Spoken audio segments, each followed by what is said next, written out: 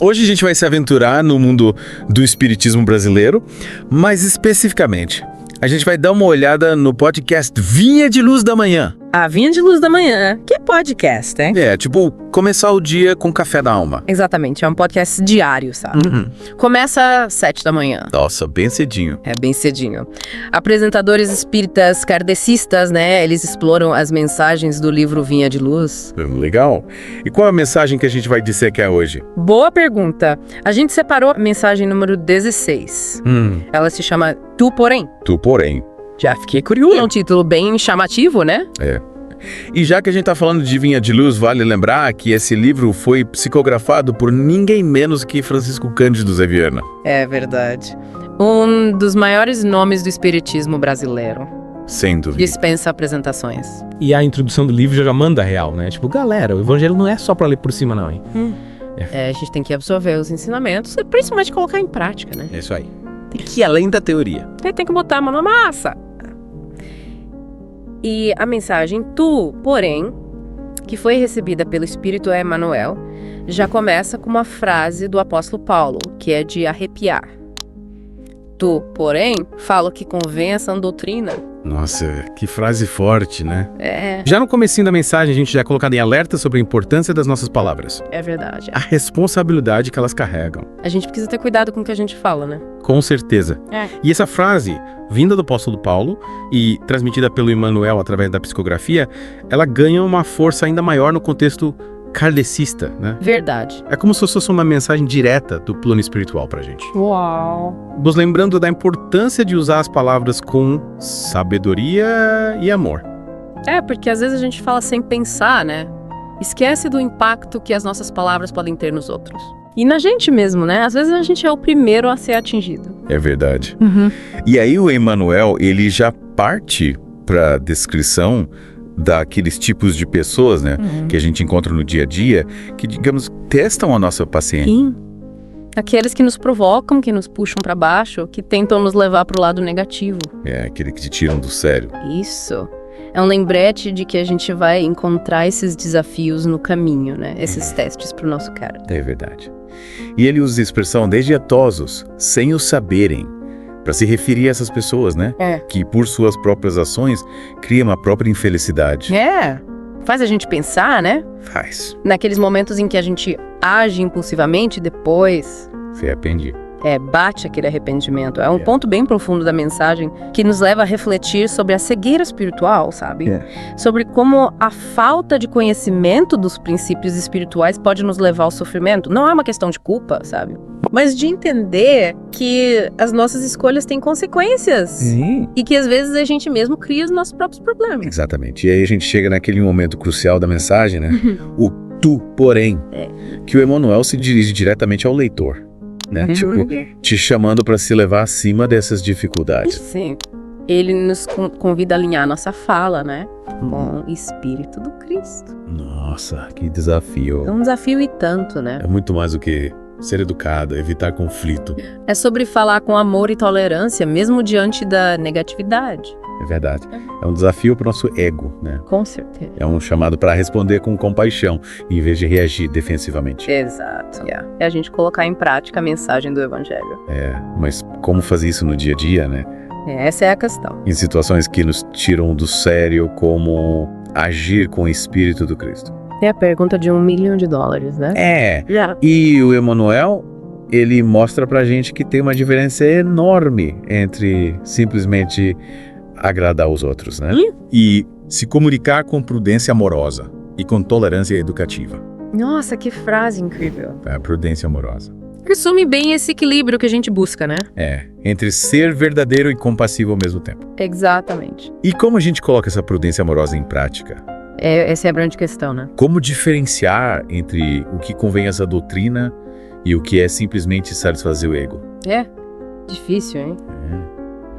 Acho que essa é a chave para a gente entender a profundidade da mensagem. Eu concordo. É um convite à reflexão profunda, né?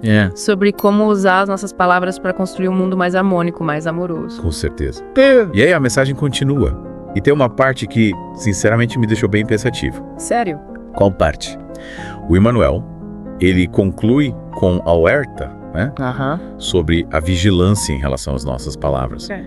Ele enfatiza as consequências que elas podem ter, sabe? Sim. Ele fala que os ignorantes e os cegos da alma falem desordenadamente, pois não sabem, nem veem. Tu, porém, acautela-te nas criações verbais, como quem não se esquece das contas naturais a serem acertadas no dia próximo. Nossa, que frase impactante. Realmente faz a gente parar pra pensar, né? Faz. É um chamado à responsabilidade, né? É a consciência de que as nossas palavras têm poder. É? E de que a gente é responsável por como a gente usa esse poder. Total. É como se ele estivesse dizendo, presta atenção, suas palavras geram consequências, tanto para você quanto para os outros. É isso aí. A gente precisa se ligar. É como se a gente plantasse sementes com cada palavra, né? Nossa, que legal, gostei dessa. Se a gente semeia a discórdia, a gente colhe conflito, né? Se a gente semeia amor, a gente colhe harmonia. Faz sentido. E essa mensagem, tu, porém, ela não foge da realidade, né? Não foge. Ela reconhece que a gente vai encontrar pessoas que vão tentar, sei lá, nos desestabilizar, né?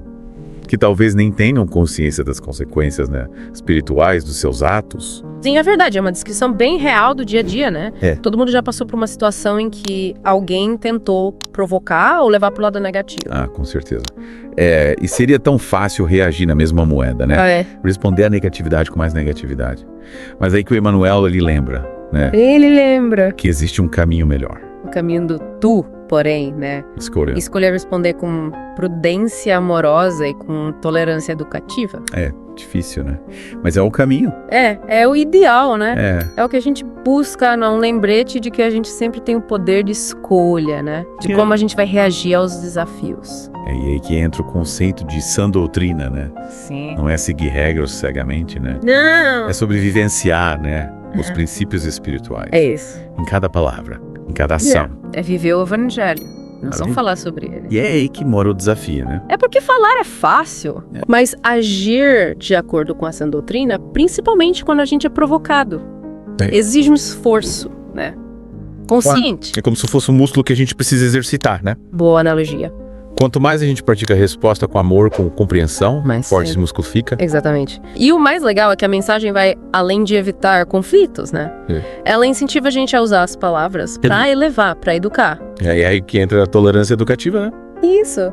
É reconhecer que, às vezes, a resposta mais compassiva é guiar alguém pra um entendimento mais elevado. Encontrar as pessoas onde elas estão, né? Sim. Reconhecer as dificuldades e oferecer uma nova perspectiva, Exato. mas sempre com amor e respeito, né? E a questão da cegueira espiritual, né? Importante a gente lembrar, né?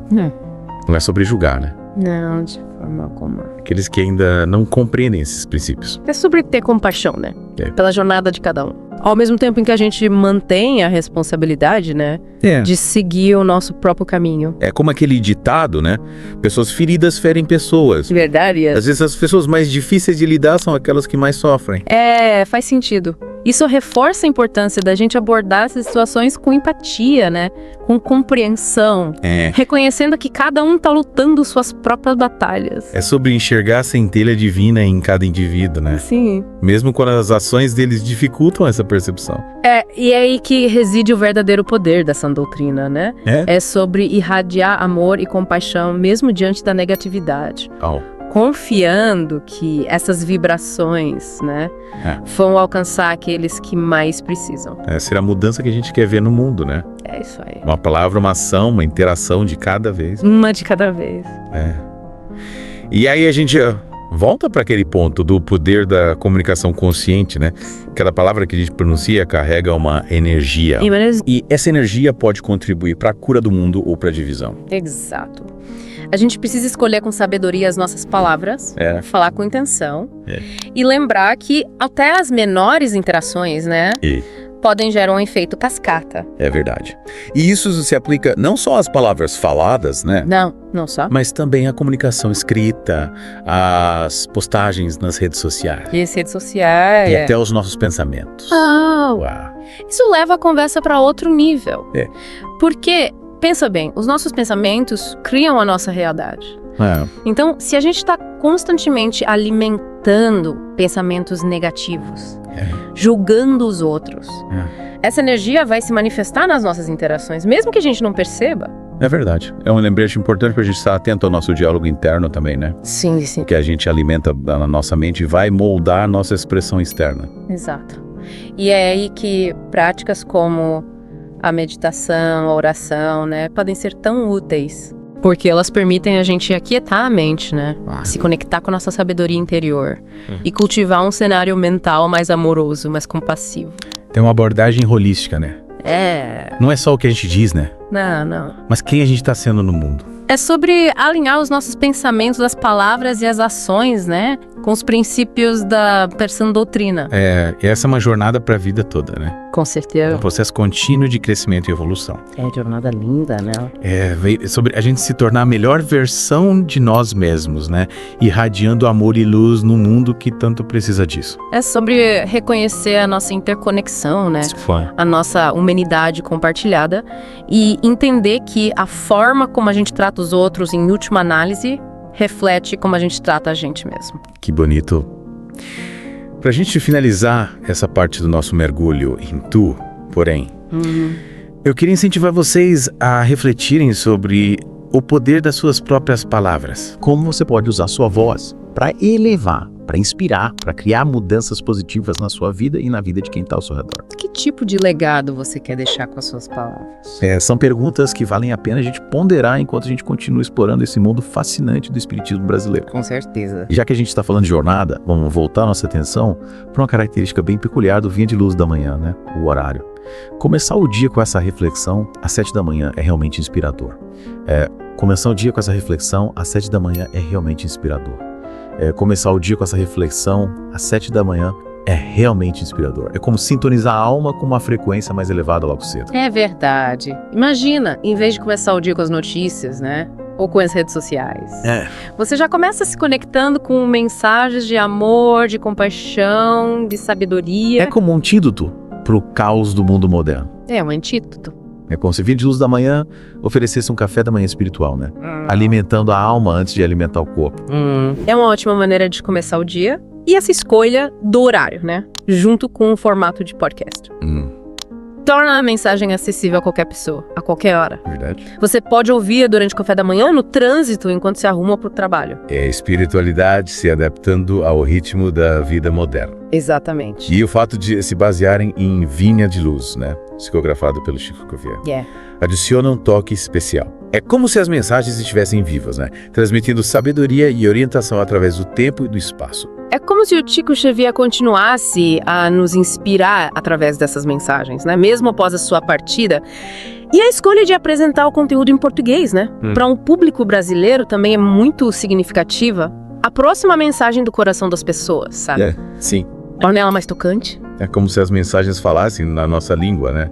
No sentido literal e figurado. E a presença dos apresentadores, né? Com suas interpretações, com seus comentários. Cria um clima de estudo em grupo, de troca de É experiência. como se a gente estivesse junto, sabe? Aprendendo, crescendo com a mensagem.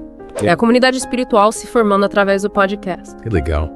No final das contas, tudo se resume à escolha, né? A gente pode reagir aos desafios da vida com negatividade, com defesa, ou a gente pode escolher responder com amor, com compreensão, com busca pela sã doutrina, né? Que são esses princípios que nos guiam para uma vida mais plena. Exatamente.